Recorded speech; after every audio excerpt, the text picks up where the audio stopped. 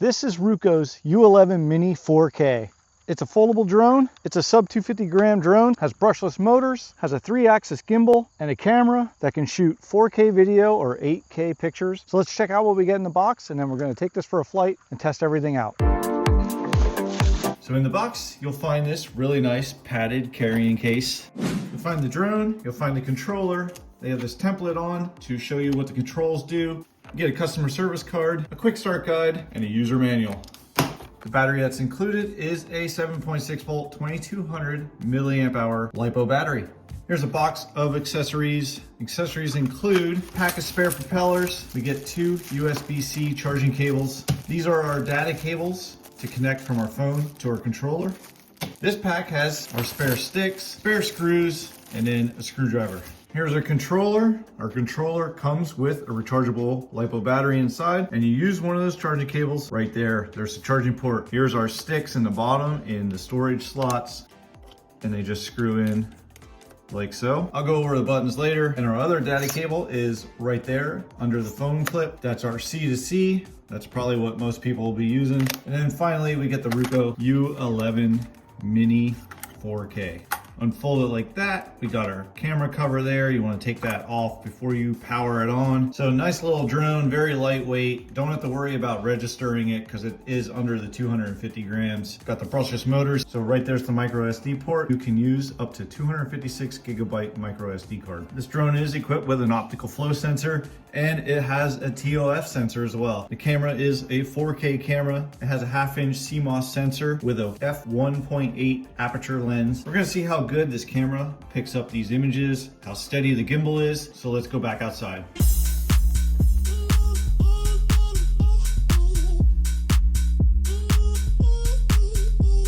So I hope that I have enough battery life. They claim 32 minutes with this battery. I'm hoping I have enough battery life to be able to show you all the features of this drone and go through all the modes on the app. But if I don't, that's okay, because, well, Ruko also has their R299 Powerstation, which I take this with me everywhere I go now. It's so lightweight and it's handy to have along. If you're in a pinch and you're nowhere near a charger, you always have this Powerstation. So I'll leave a link to this drone and I'll leave a link to this Powerstation down in the description. I'll also show you my review I did of that, and that's up in the corner, one of these corners here. You'll be able to check that review out. So we're gonna go ahead, power this on, long press. We'll long press the controller for the power.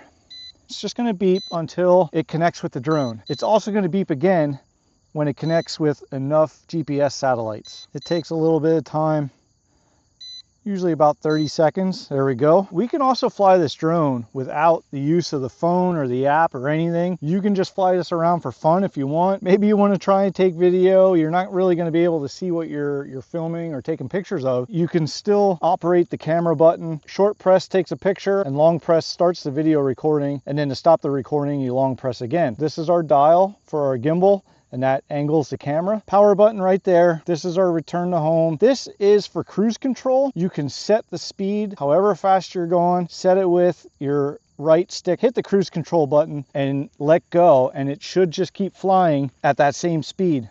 You can control the yaw, but you don't have to worry about keeping a consistent speed because it'll do it for you. And then this button here is for attitude mode, and then it's also a one-touch adjustment for the camera. There's that long beep I was saying. Now we have enough satellites connected to the drone that it's safe to fly, and we are in GPS mode now. If you're flying indoors and you don't want this to connect to the satellites or even try and connect the satellites, you long press this button, and then that will put you in attitude mode and it'll cancel GPS mode. And then here we have this slider switch for our 3 speeds. We have Cine, which is cinematic, which will be the slowest speed, and then we have normal speed, and then sport mode. You can also calibrate the compass without the app as well. You can't calibrate the gyro though with it. You just do both sticks up and out, and you hear that beep. Now we are in calibrating mode here. So we just spin this horizontally until we hear a beep. There's that beep. And then we just spin this vertically until we hear a beep. Compass is calibrated. So to take off without using an app or the phone, down and in starts the motors, and then you just hit up. So this is altitude hold, and let's see how well it maintains its position. It's doing a pretty good job. It's holding really well. Let's check out those TOF sensors, see if it wants to lift up. Yep, you see that?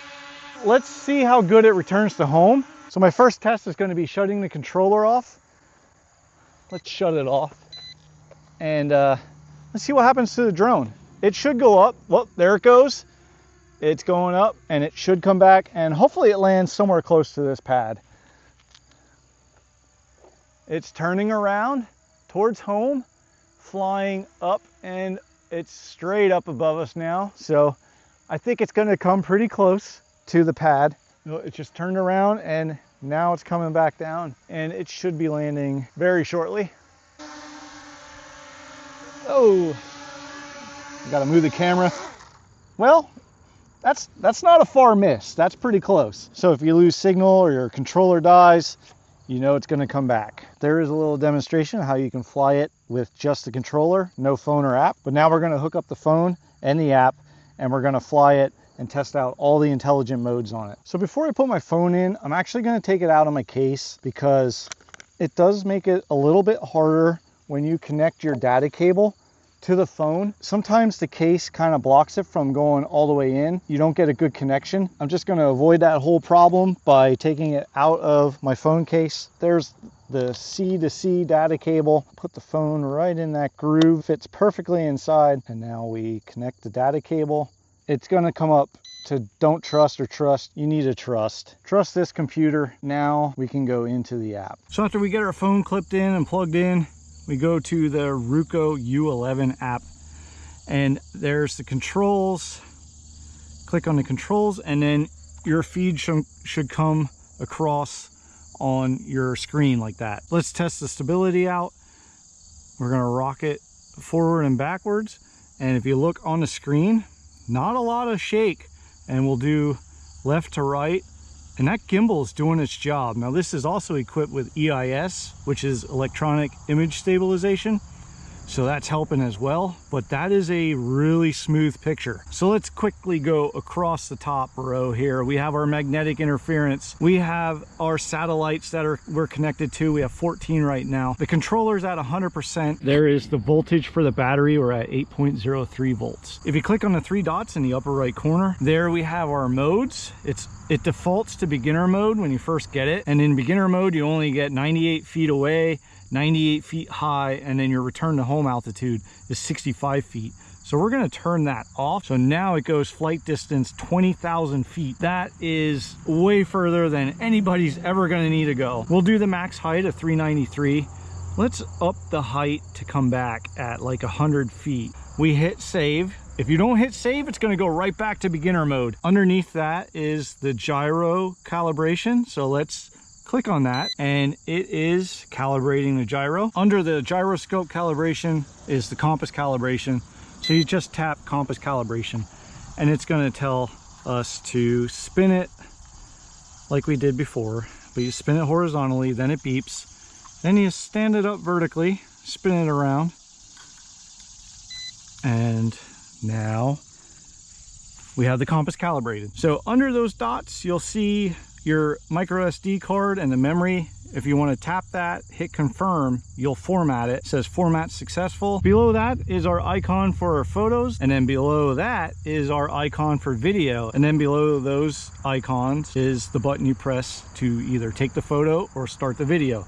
And then we have our photo album underneath it. And on the very bottom corner on the right, you have the pro settings, and you can change your camera settings with that. So I'm just going to keep it in the default. On the left side, going down the left side, is your auto takeoff, and then your return to home. And then these lines with the arrow, those are all of your intelligent modes. And there's a few of them, probably half of them, I don't even need to be in the air to show you. The first one is the lens angle. If you touch the arrow, you can scroll it up or down. You can fine tune adjust it by just tapping the minus and the plus.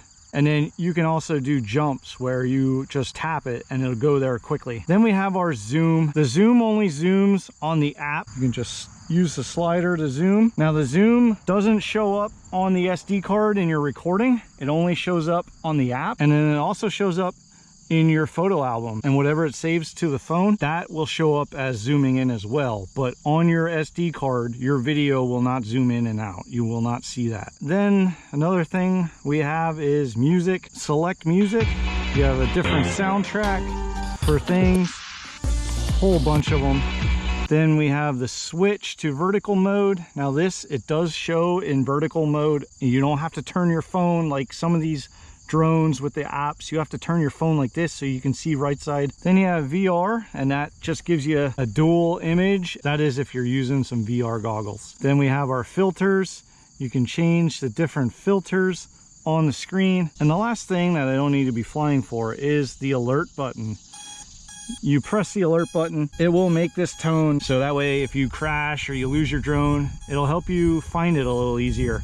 But that can also be done on the controller as well. You just hold in return to home for like 3 seconds and it does the same thing, and then hold it for 3 seconds again and it stops. So those are all the modes that I can show you without even having to fly. So let's get up in the air and we'll show you the rest of these modes. So I could take off manually if I want. Let's take off with the app. So there it says to slide to start the motors, and then click takeoff, and there we go. Auto takeoff. So let's slide this over to cinematic. I'll show you the yaw speed for each mode. So yeah, that's cinematic. Look how slow that is. So let's flip it to normal. And normal is a little bit faster, still kind of slow in normal. Let's go into sport, and sport is a little bit faster. I wish sport was a little bit faster than that yet, because when you're flying real fast, you want to be able to turn real fast too. So that is kind of slow for sport mode. Well, let's go back to cinematic, and there's your first rate. Not so fast. Let's check out normal speed. Yeah, normal speed's a little bit faster. That's a decent flight speed. Let's go into sport. Let's see how fast sport is. Sport is, it's not super fast. It's faster than normal. You can definitely tell that it's faster than normal. Let's come in here for a little flyby. Let's let off the sticks and see how good it hovers. Yeah, when you let go of the sticks, it stops and holds its place.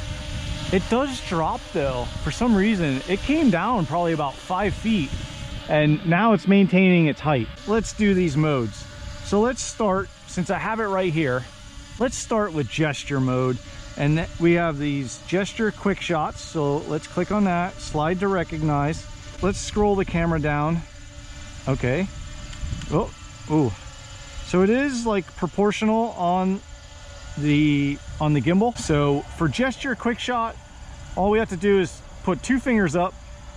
It'll recognize it. You'll see a countdown on the screen, and then it takes your picture. So let's try it again. 2 fingers, we get our countdown, and we get our picture. So let's go into gesture record. This one, we just put our hand up and it starts recording. And then to stop, we put our hand up again and start recording, and stop. So that works just like it should.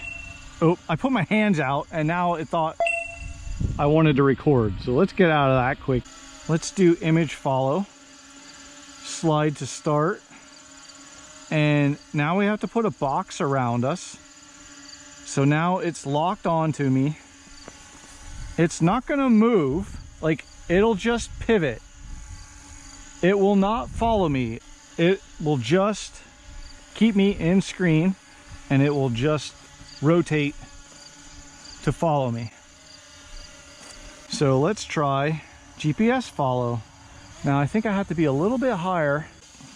Let's slide to start. Okay, it moved by itself there. Oh, I don't want to do that. It moved by itself. Let's see if it follows me. It's turning. It's moving back. I guess it's trying to keep the same distance. So it's moving back, and here it comes. It's following me. And then let me walk towards it. If I walk towards it, it backs itself up. Come over here. It's keeping me in screen. And it just follows you around like a puppy dog. So let's do point of interest. Let's put it right above me, because you want to put it right above whatever you want in the middle of the frame. So it flies over there. Now what's it going to do? It's going to turn around. And now it's flying in a circle. So there we go. I had to scroll the camera down so it put me in frame. Now if you want it to have a bigger circle, you can just hit the right stick and back yourself out of it. And I'm gonna have to adjust the camera, but you can back yourself out of it. Let's go back even further.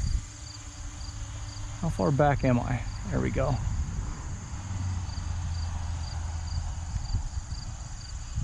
So yeah, you can control how big of a circle. It's not going that fast. It's a slow spin. Wonder if I can go up as well and it'll stay in that. Oh yeah. So you can control the height while it's in this point of interest mode. And it's doing a pretty good job of keeping me in screen. We'll go right into route rules. So route rules is basically, it's basically waypoints. So let's zoom in a little bit. So there it shows the drone. The red dot is me. And then there's the home point. Let's put number 1 there, number 2 there, 3 there, 4, 5, 6. I'm gonna see how many you can get. 8, 9, 10, 11, 12, 13, 14, 15, 16. Oh, that's the max. 16 is the max. We're not gonna do all 16. Let's at least go to 1 and 2. So slide to start flight after you hit go. And it's going up.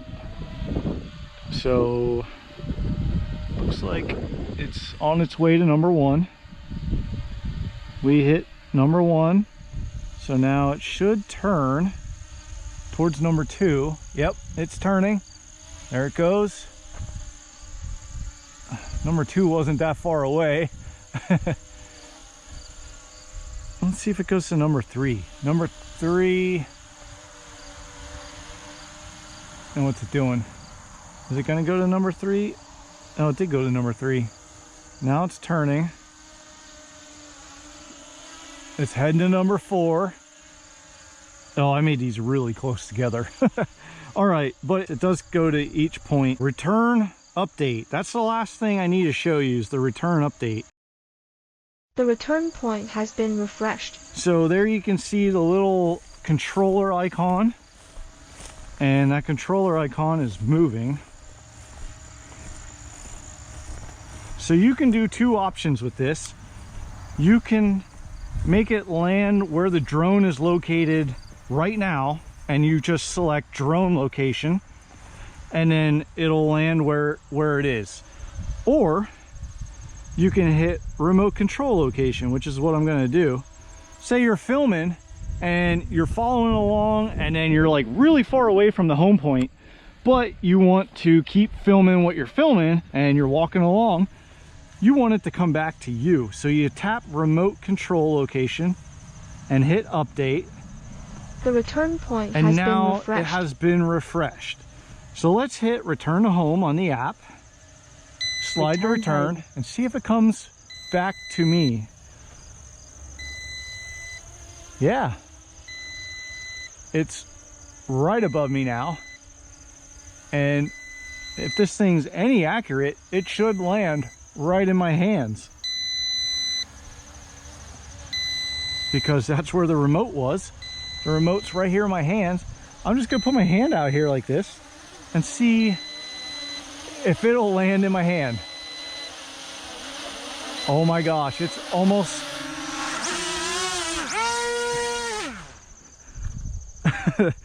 It came right to my hand. I mean, that's pretty accurate. I have to test out cruise control, and then I also want to do a range test. So that's pretty much all I have left on this drone, but I definitely want to try out cruise control. And you know what? I haven't even taken any video other than that gesture mode. Let's get this up in the air. Let's snap a few pictures here. Let's go a little higher, maybe yaw to the right a little, and look at those nice green farm fields. And let's take a picture. Now we'll go into video mode and let's start recording, and let's see.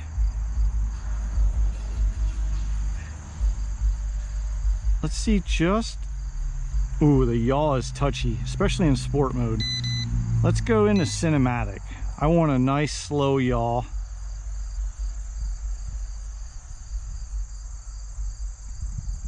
Yeah, that video feed is very smooth. There's no vibration or anything, so the gimbal is working very well. I'm not even trying a range test, but we're already 800 feet out. Let me show you this one touch camera adjustment. So let's just press it one time, short press, and you see how it's slowly scrolling down like that. And then if you press it again, it'll go up, and that'll give you a nice slow reveal shot. We're at 7.10 volts.